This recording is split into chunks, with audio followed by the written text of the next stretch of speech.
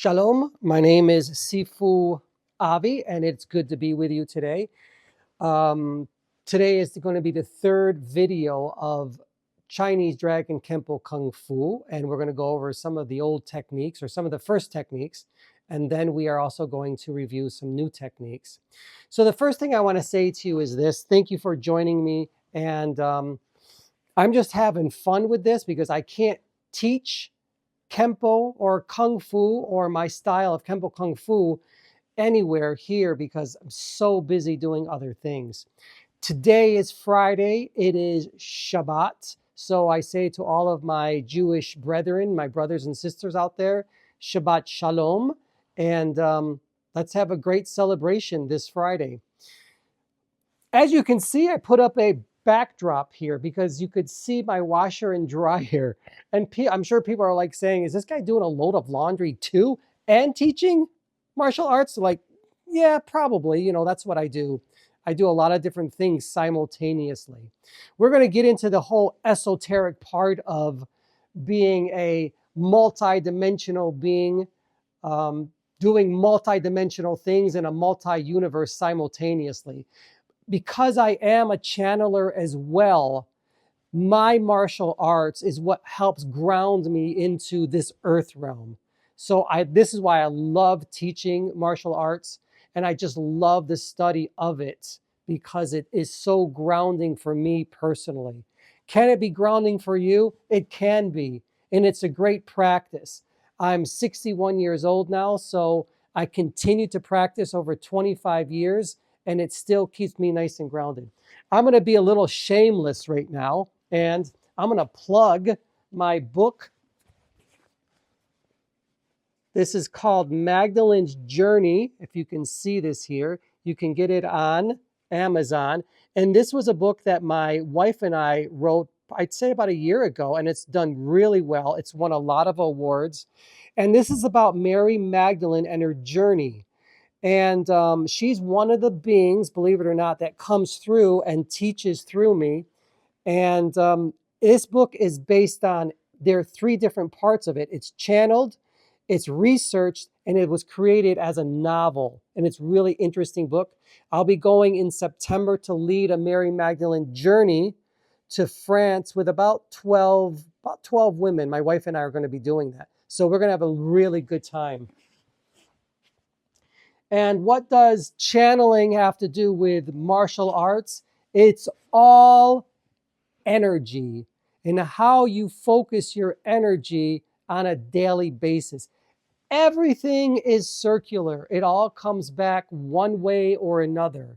So again, martial arts is what keeps coming back to me, and my exercise, lifting, yoga, martial arts. I love it all. And I'm here to also teach you some of these things that I've learned for the last 25 years of my life and what keeps me nice and healthy.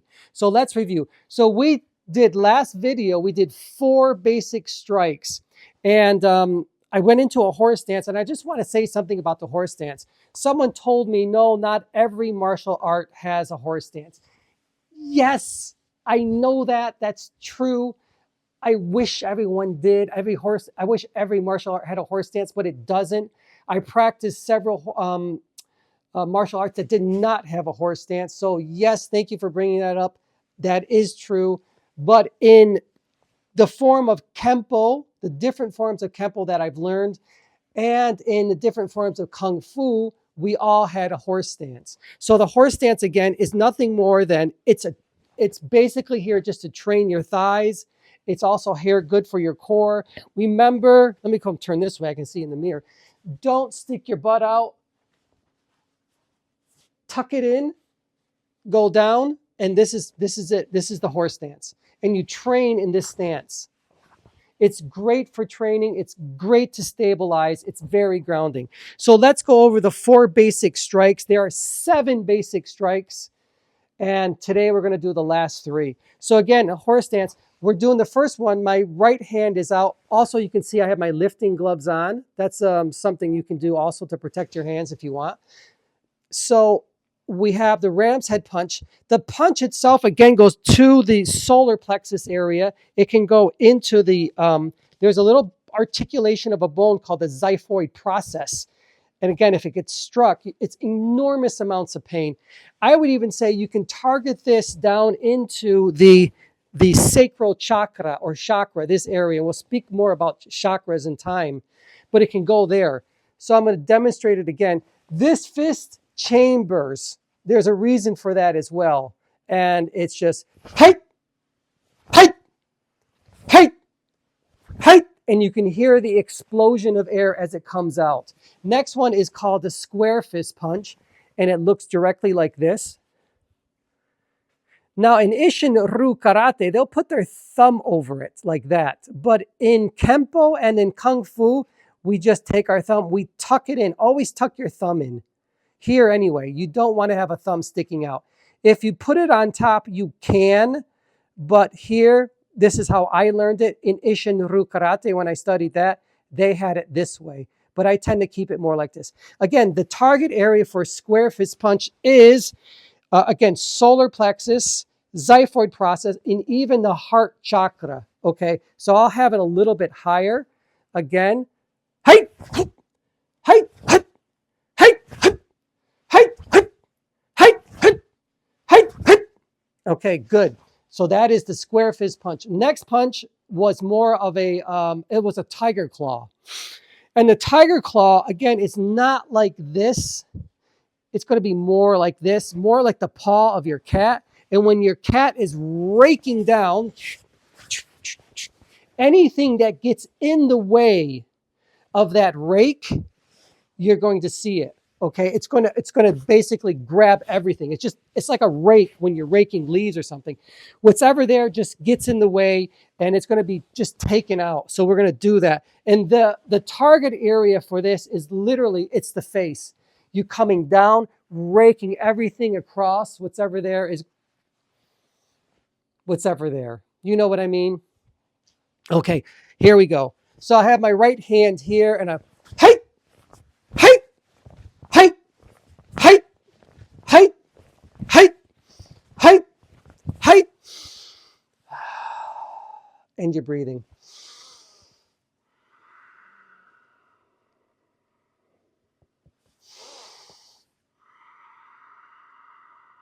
And you can hear that ujjayi breath that I use as well. We'll talk about that. We'll do an entire video on meditation and how to enhance the chakras in your own auric field and in your body itself.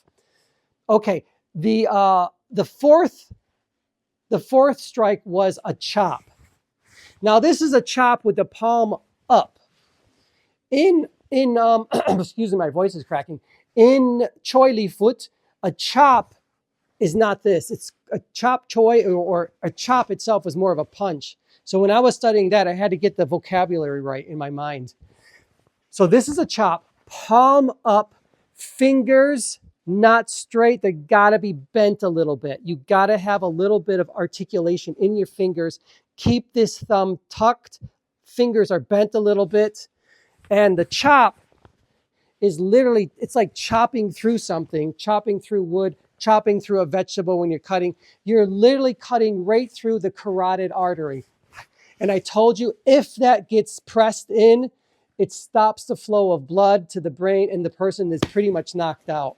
It's a devastating strike. So here we go.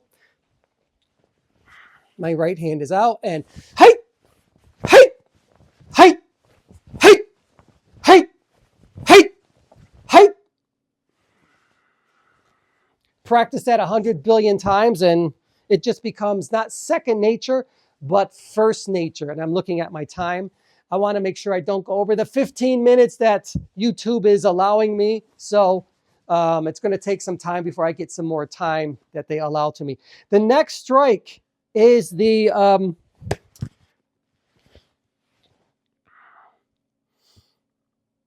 yes, I love this strike, because after this, we're going to do a set in the next video. It is called an outside forearm strike. And you're using literally the outside of your forearm. And it's going across, again, the neck. more of an, sometimes it could be in a, self-defense is very intimate. But when you're getting in close, sometimes you're not getting as in close when you're using this strike. But maybe you are. Maybe you have to use it and come down on a person. But it's called an outside forearm strike. We use this a lot in Kung Fu. So let me demonstrate to all of you this type of strike. Again, chambering my fist, and it's just coming down.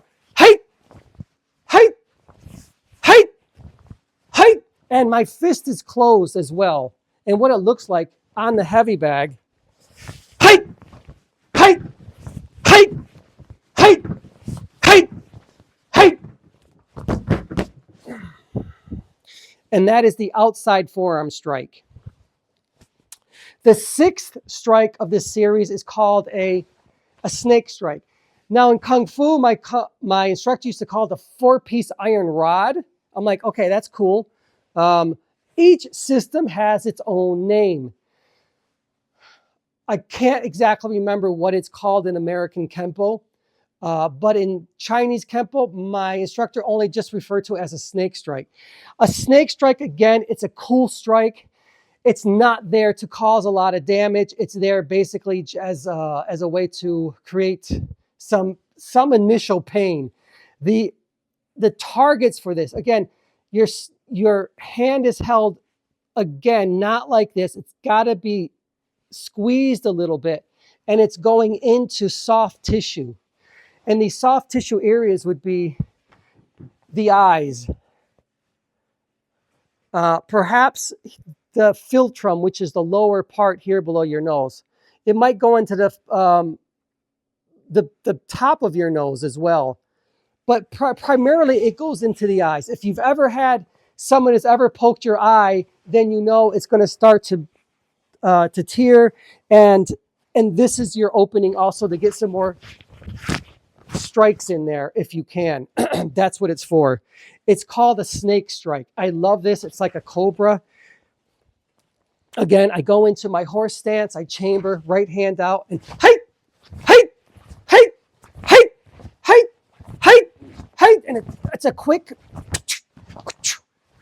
very quick strike into the eye or a soft tissue. I'm sure there's some other soft tissues on your body that you can imagine where it's going to go. But for me, right into the eye. The next strike, the 7th strike, is called, this is very Kung Fu-y. I love this strike. This is called a double punch, we used to call it. I refer to it as a double ram's head punch. And this is the last of the 7 basic strikes. Let me show you this. So we do a square, we do a ram's head punch. This punch is a double, and you've probably seen this in movies. Ram's head punch. The first punch is coming down into the sternum. The second punch, again, is going to be coming up into the solar plexus.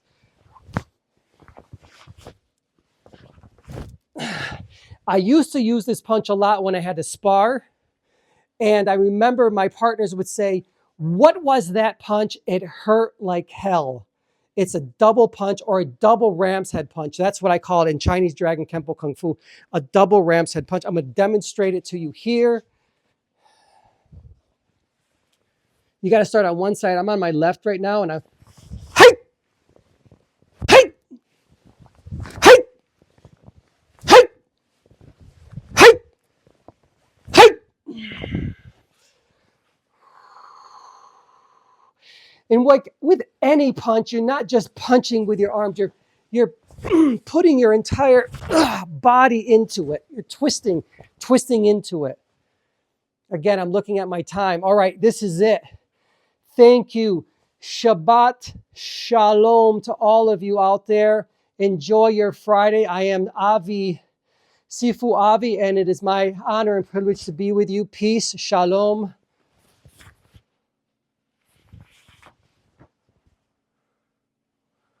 Thank you.